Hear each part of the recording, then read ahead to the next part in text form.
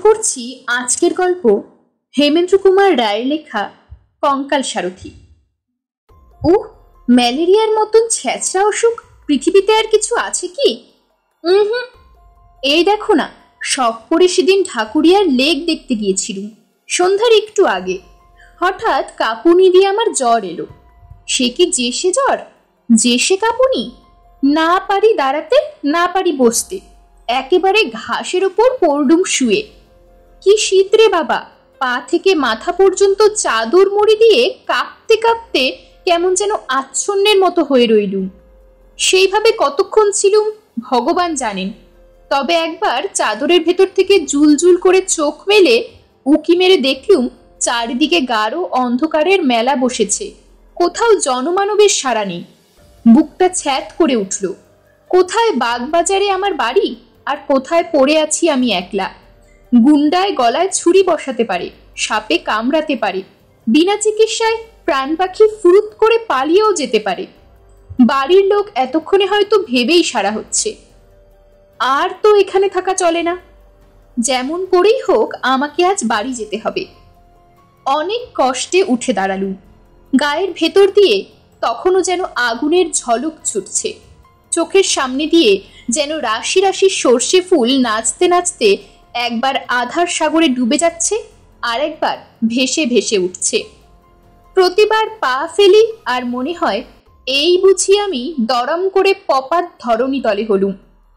তবু থামলুম না, মাতালের মতো টলতে টলতে এগিয়ে চললুম। রাত ঝা ঝা করছে। সেই রাত্রে আমি প্রথম বুঝতে পারলুম পৃথিবী কত বেশি স্তব্ধ হতে পারে। শহরের হট্টগোলে রাগ হয় বটে, কিন্তু এ স্তব্ধতাও সহ্য করা অসম্ভব। একটা ব্যাঙ, ঝিঝি পোকা কি একটা পাহারাওয়ালা নাক পর্যন্ত ডাকছে না। গাছের পাতায় বাতাসের একটু নিঃশ্বাস পর্যন্ত শোনা যাচ্ছে না। সারি সারি কোম্পানির আলোর খামগুলো নীরবে দাঁড়িয়ে জ্বলন্ত চক্ষে যেন থমথমে অন্ধকারকে নিরীক্ষণ করছে। তিমির তুলির প্রলেপ মাখানো গাছপালার ফাঁকে ফাঁকে বাড়ির পর বাড়ি দেখা যাচ্ছে বটে, কিন্তু তারাও যেন প্রেতপুরীর মতো নিস্তব্ধ। তাদের ভেতর থেকে একটা ঘুম ভাঙা খোকার কান্নার আওয়াজ পর্যন্ত জেগে উঠছে না। কে যেন আজ নিদুটির মন্ত্র পড়ে সমস্ত জগৎকে বোবা করে দিয়ে গেছে। জ্বরের ঘোরে চলেছি তো চলেইছি। এই নিঃশব্দ পল্লী ছেড়ে শহরের শব্দের রাজ্যে গিয়ে পড়বার জন্যে প্রাণ যেন আইঢাই করতে লাগলো। তবু এ পথ যেন আজও শেষ হবে না, কালও শেষ হবে না। আমাকে যেন কোনো অভিশপ্ত আত্মার মতন চলতে হবে অনন্তকাল ধরে। এক বেচারা ইহুদির গল্প পড়েছিলুম। কার সাপে তাকে নাকি অনন্তকাল ধরে সারা বিশ্বে ছোটাছুটি করে বেড়াতে হয়েছিল। আমারও তাই হলো নাকি? মাথাটা একবার নাড়া দিয়ে ভাবলুম, দূর চাই, এসব কি উদ্ভট কথা ভাবছি। জ্বরে আমার মাথা খারাপ হয়ে গেল নাকি?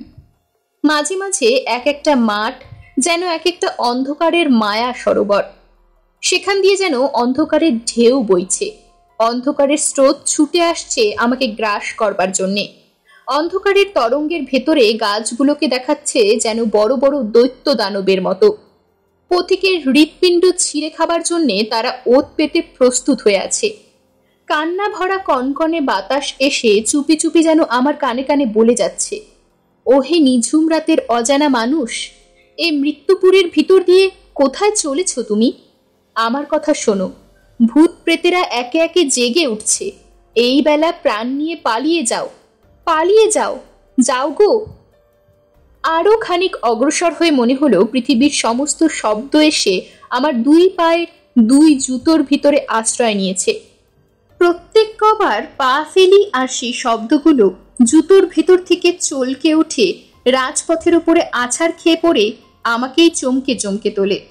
শব্দ শুনতে চাই, নিজের পায়ের শব্দ পাচ্ছি, কিন্তু কেন জানি না সে শব্দ শুনে শুনে মন আমার খুশি হবে কি আরো বেশি নেতিয়ে পড়তে লাগলো। সে যেন রাজপথের ঘুমন্ত কোনো অশরীরী প্রেতাত্মার চিৎকার। আমার পদাঘাতে সে যন্ত্রণায় গজরে গজরে উঠছে। এতক্ষণ পরে রসা রোডের মোড়ে এসে পড়লুম। আশ্বস্তির নিঃশ্বাস ফেলে ট্রামওয়ের একটা লোহার থামের ঠেসান দিয়ে খানিকক্ষণ জিরিয়ে নিলুম। এখানটাও তেমনি নির্জন ও তেমনি নিস্তব্ধ হলেও আমার মন যেন অনেকটা আরাম পেল। এই তো ট্রামের রাস্তা, এই পথ ধরে সিধে গেলেই যত মাইল দূরেই থাক আমাদের পাড়া বাগবাজার যাওয়া যাবেই যাবে।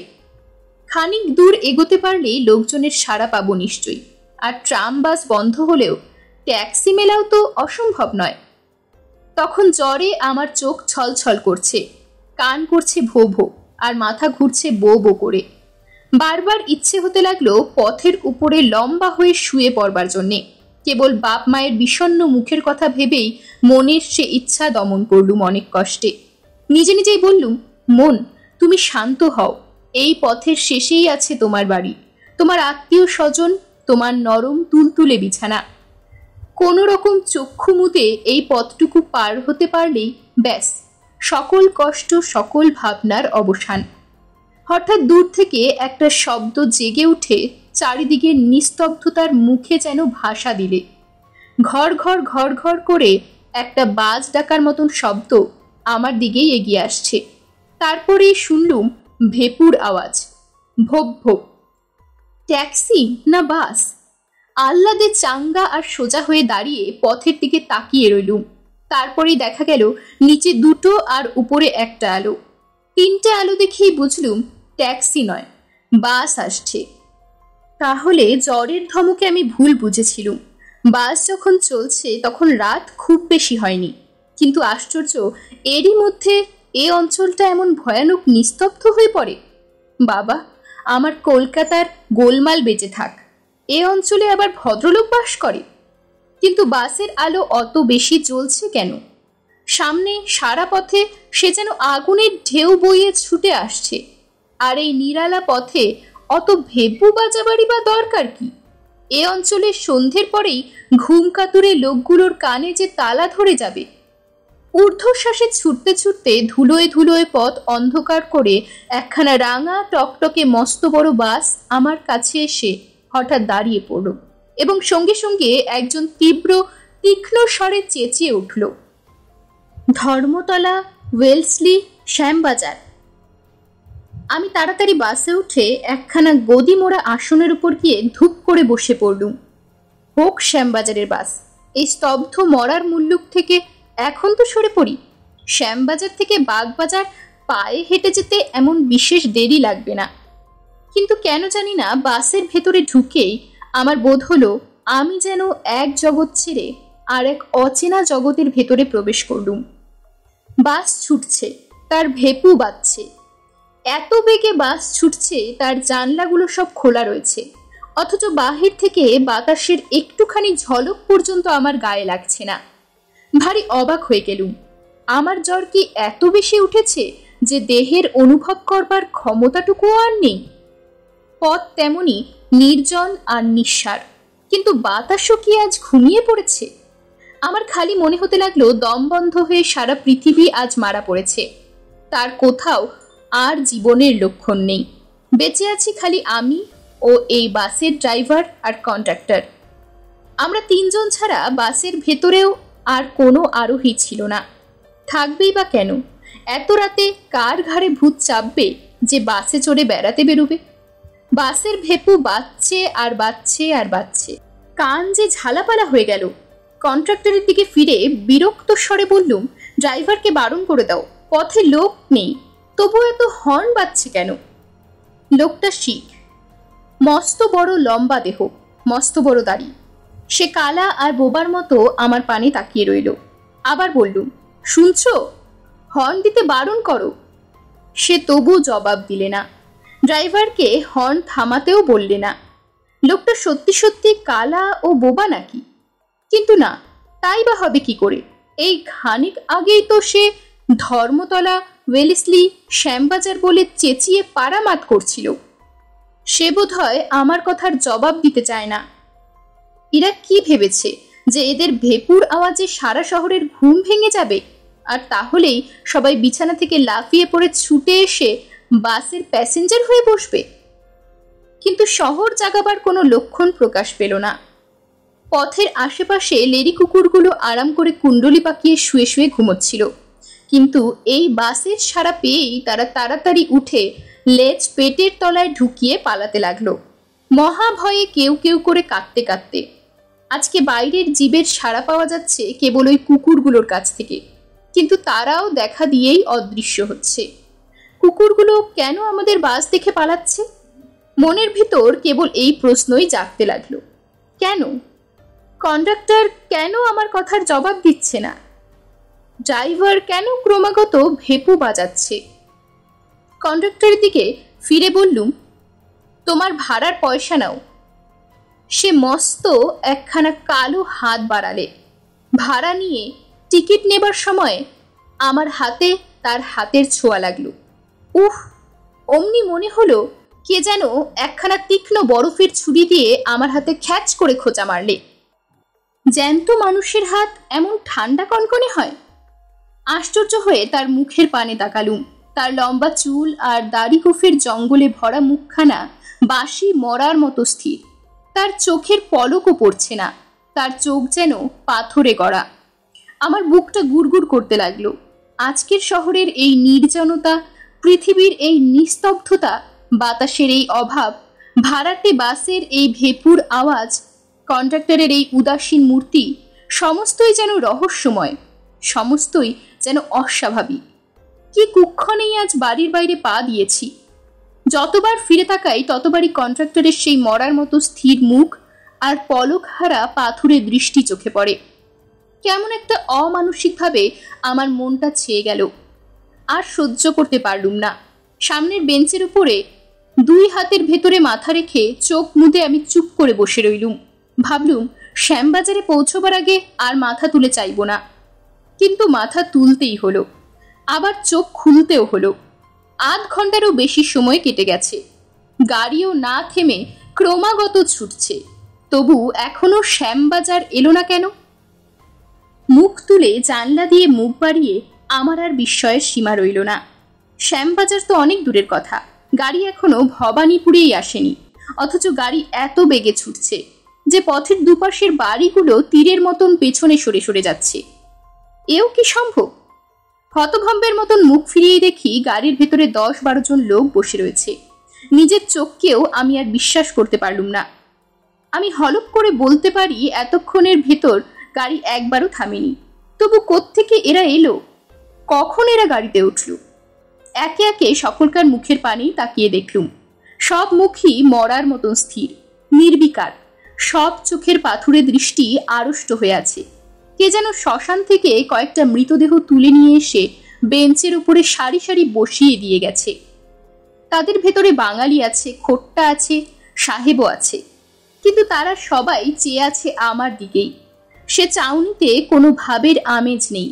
সে চাউনি যেন চাউনিই নয়, অথচ সেই চাউনি দেখলেই গা ছমছম করে, দেহের রক্ত ঠান্ডা হয়ে যায়। তাদের চাউনি যেন চোখের ভেতর দিয়ে আসছে না, আসছে আলোকের ওপার থেকে, অন্ধকারের আত্মার ভেতর থেকে। যে দেশে জ্যান্ত মানুষ নেই সেই দেশ থেকে। ভাবহীন অথচ ভয়ানক তাদের সেই চাউনি।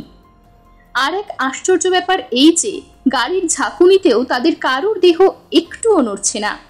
গাড়ির ভেতরে বসেও তাদের দেহ যেন গাড়িকে না ছুঁয়ে শূন্যে বিরাজ করছে। মনে হতে লাগলো আমার অজ্ঞাতসারে যেমন হঠাৎ তারা গাড়ির ভেতরে উড়ে এসে জুড়ে বসেছে, তেমনি হঠাৎ তারা আবার হাওয়া হয়ে হাওয়ার সঙ্গে মিলিয়ে যেতে পারে আমার অজান্তেই। যেন তারা ছায়ার কায়াহীন অনুচর, দেখা দেয় ধরা দেয় না, তাদের দেখা যায় ধরা যায় না। আমার সভয় দৃষ্টি আবার পথের দিকে ফিরিয়ে নিলুম।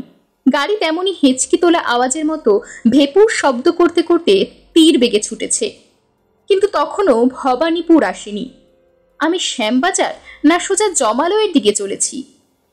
কি এক দুঃসহ অজানা টানে অস্থির হয়ে চোখ আবার গাড়ির ভেতরে ফেরালুম। গাড়িতে ইতিমধ্যে লোকের সংখ্যা আরো বেড়ে উঠেছে। তারাও স্থির নেত্রে আমার দিকেই তাকিয়ে আছে। সমস্ত গাড়ির ভেতরে একটা বোটকা গন্ধ ভেসে ভেসে বেড়াচ্ছে, যেন বাসি মরার গন্ধ। হাসপাতালের মরার ঘরে গিয়ে আমি একবার এইরকম গন্ধই পেয়েছিলুম। আমার সর্বাঙ্গে কাটা দিলে, বুকের কাছটা শিউরে শিউরে উঠতে লাগলো। আমি কি জেগে আছি না স্বপ্ন দেখছি? আর থাকতে না পেরে হঠাৎ চেঁচিয়ে উঠে বললুম, এই কন্ট্রাক্টর, গাড়ি বাঁধো। কন্ট্রাক্টর কোনো সাড়া দিলে না, গাড়ি থামাবারও চেষ্টা করলে না। আবার বললুম, কিন্তু কোনো ফল হলো না। রেগে দাঁড়িয়ে উঠে কন্ট্রাক্টরের দেহ ধরে আমি নাড়া দিতে গেলুম, কিন্তু তাকে ছুঁতেও পারলুম না। চোখের সামনে তাকে স্পষ্ট দেখতে পারছি, কিন্তু তাকে স্পর্শ করতে পারছি না। সে দেহ যেন হাওয়া দিয়ে তৈরি। হঠাৎ গাড়ির সব লোক একসঙ্গে অট্টহাস্য শুরু করে দিলে। সে অদ্ভুত বীভৎস হাসি আসছে যেন অনেক দূর থেকে, অনেক আকাশ ভেদ করে, অনেক সমুদ্র পাহাড় প্রান্তর পার হয়ে, অনেক নরকের অন্ধকারে ডুব দিয়ে। অথচ তার আওয়াজ এত স্পষ্ট যে আমার কান ফেটে যাবার মতো হলো। আমি পাগলের মতন চিৎকার করে বললুম, গাড়ি থামাও, জলদি গাড়ি থামাও, এই ড্রাইভার। গাড়ি থামানো ঘন্টার দড়ি ধরে আমি ঘন ঘন নাড়তে থাকলুম। ড্রাইভার এতক্ষণ পরে আমার দিকে মুখ ফেরালে। সে মুখে এক তিলও মাংস নেই। সে মুখ সাদা ধবধবে হাড়ের মুখ। নাক চোখের জায়গায় 3-3টে গর্ত, দু ঠোঁটের জায়গায় 6 সারি দাঁত বেরিয়ে আছে। এতক্ষণ তবে এই পোশাক পরা কঙ্কালটাই গাড়ি চালিয়ে আসছে। গাড়ির ভেতরে অট্টহাসির আওয়াজ আরো বেড়ে উঠল। আর সইতে পারলুম না। সেই ভীষণ অট্টহাসি শুনতে শুনতে আমি একেবারে অজ্ঞান হয়ে গেলুম। জ্ঞান হয়ে দেখলুম নিজের ঘরের বিছানায় শুয়ে আছি। আমার চারপাশে বসে মা, বাবা, ভাই আর বোনেরা। শুনলুম আমি নাকি রসা রোডের ফুটপাথের ওপরে জ্বরের ঘোরে বেহুশ হয়ে শুয়েছিলুম। কালকের রাতের বিভীষিকার কথা সকলকে বললুম। বাবা বললেন, ওসব বাজে কথা। জ্বরের ঝোঁকে লেকের ধার থেকে রসা রোড পর্যন্ত এসেই তুমি বেহুশ হয়ে পড়েছিলে, তারপর ওই সব খেয়াল দেখেছ। কিন্তু আমার মন বলতে লাগলো, না না, আমি যা দেখেছি তা খেয়াল নয়, খেয়াল নয়। এরকমই আরো সব গল্প পেতে চ্যানেলটিকে সাবস্ক্রাইব করে দেবেন। আর গল্পটি যদি ভালো লেগে থাকে তাহলে লাইক, শেয়ার আর কমেন্ট করে দেবেন।